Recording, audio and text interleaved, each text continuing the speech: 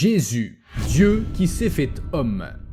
Selon la doctrine chrétienne de la Trinité, Jésus est bien Dieu. Malheureusement, les croyances des musulmans et des juifs manquent de connaissances lorsqu'ils affirment autrement. Nous vous suggérons cette vidéo afin d'apprendre la vraie doctrine chrétienne. Cette vidéo répondra à beaucoup de questions qui concernent Jésus-Christ et la Trinité.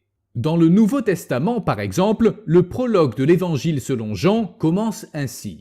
Au commencement était la parole, et la parole était avec Dieu, et la parole était Dieu. Jean 1, 1. Et quelques versets plus loin, le verset 1,14 mentionne « Et la parole a été faite chair, et elle a habité parmi nous, pleine de grâce et de vérité.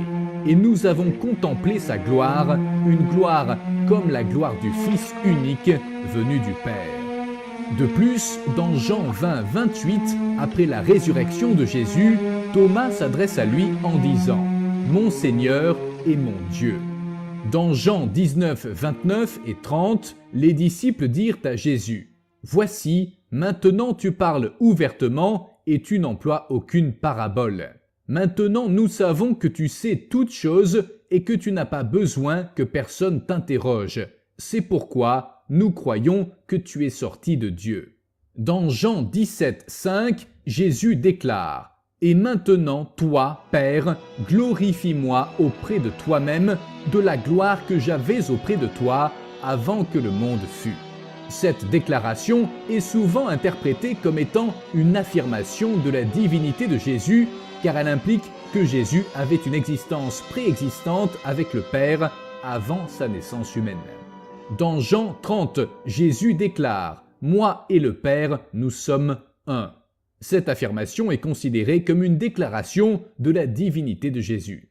Dans Jean 8, 58, Jésus leur dit « en vérité, je vous le dis, avant qu'Abraham fût, je suis. » Dans Matthieu 28, 18, Jésus s'approche et leur dit « J'ai reçu tout pouvoir au ciel et sur la terre. » Matthieu 14, 33. Ceux qui étaient dans la barque vinrent se prosterner devant Jésus et dirent « Tu es véritablement le Fils de Dieu. » Affirmer que Jésus est Fils de Dieu et considérer qu'il est à la fois pleinement Dieu et pleinement homme, c'est une affirmation de sa divinité. Jean 14, 8 et 9. Philippe lui dit « Seigneur, montre-nous le Père, et cela nous suffit. » Jésus lui dit « Il y a si longtemps que je suis avec vous, et tu ne m'as pas connu, Philippe. Celui qui m'a vu a vu le Père. Comment dis-tu « Montre-nous le Père » ? Il y a également des références dans l'Ancien Testament qui sont parfois considérées comme préfigurant la venue de Jésus en tant que Dieu. Par exemple, dans Isaïe 9, 5, il est écrit « Car un enfant nous est né, un fils nous est donné, et la domination reposera sur son épaule. On l'appellera admirable, conseiller, Dieu puissant, Père éternel, Prince de la paix. » Le verset de Matthieu 22, 44 est une citation de Jésus-Christ dans laquelle il dit « Le Seigneur a dit à mon Seigneur, assieds-toi à ma droite, jusqu'à ce que je fasse de tes ennemis ton marchepied. » Cette citation provient d'un psaume messianique du roi David dans l'Ancien Testament, plus précisément dans le psaume 110, 1. Dans le contexte de Matthieu 22, 44, Jésus utilise cette citation pour montrer à ses adversaires que le Messie, le Christ, n'est pas seulement le fils de David, mais aussi son Seigneur, car David l'appelle « mon Seigneur ». Cela implique que le Messie est plus grand que le roi David, car il est en relation directe avec Dieu lui-même. Dans le psaume 110, 1, David prophétise que le Messie sera assis à la droite de Dieu, ce qui signifie qu'il occupera une position élevée et privilégiée et qu'il aura une autorité et une puissance supérieure. La phrase « jusqu'à ce que je fasse de tes ennemis ton marchepied » indique que le Messie vaincra tous ses ennemis et les soumettra à sa volonté. Dans Marc 14, 62, Jésus affirme aussi être à la droite de la puissance de Dieu. « Je le suis, et vous verrez le Fils de l'homme assis à la droite de la puissance de Dieu et venant sur les nuées du ciel. » Dis-moi,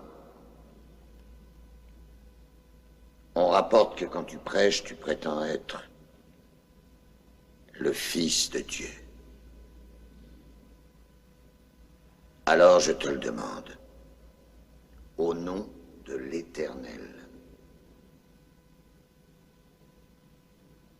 es-tu le Messie, le Fils de Dieu?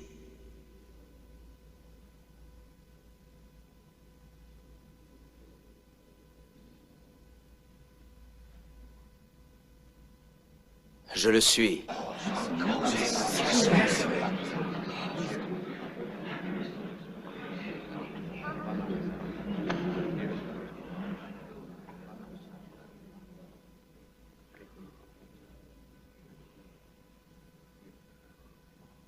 Et vous verrez les cieux ouverts, et le Fils de l'homme debout à la droite de Dieu. Écoute, ô Israël, le Seigneur, notre Dieu, est le seul Seigneur.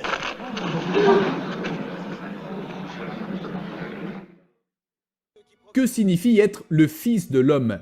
Être le Fils de l'homme est une expression qui est utilisée dans les Écritures, en particulier dans l'Ancien Testament, pour désigner l'humanité en général. Cela peut être compris comme une affirmation de la nature humaine de Jésus-Christ qui a choisi de s'identifier à l'humanité.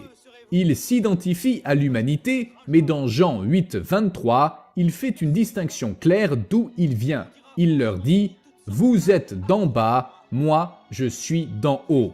Vous êtes de ce monde, moi je ne suis pas de ce monde. » Ainsi, il déclare qu'il a une nature divine et qu'il est d'une origine céleste.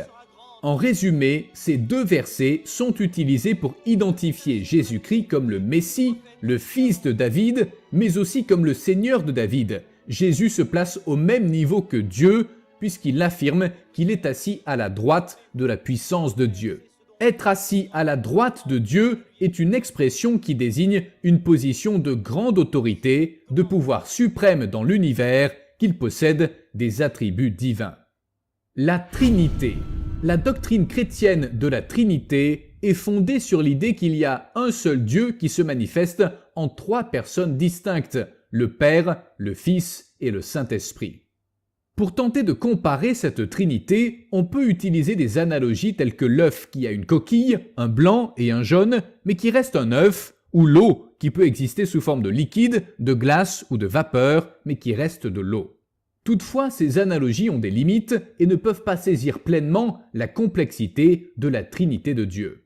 Bien que le concept de la Trinité ne soit pas explicitement présenté dans l'Ancien Testament, certains passages étonneront les Juifs à même leur propre livre, qui implique une pluralité divine qui, soit dit en passant, prépare le terrain pour la révélation de la Trinité dans le Nouveau Testament. Voici quelques exemples de passages de l'Ancien Testament qui suggèrent une pluralité divine. Genèse 1, 26. Dieu dit « Faisons l'homme à notre image, selon notre ressemblance ». Le terme « notre » implique une pluralité divine, même s'il n'y a qu'un seul Dieu. Genèse 3, 22. Voici, l'homme est devenu comme l'un de nous, pour la connaissance du bien et du mal. Encore une fois, le terme « nous » suggère une pluralité divine. Psaume 110, 1. L'Éternel a dit à mon Seigneur, « Assieds-toi à ma droite, jusqu'à ce que je fasse de tes ennemis ton marchepied. » Ce verset implique une distinction entre l'Éternel, le Père, et mon Seigneur, le Fils. Il est important de noter que ces passages ne révèlent pas explicitement la doctrine de la Trinité, mais ils préparent le terrain pour la révélation de la nature complexe de Dieu dans le Nouveau Testament.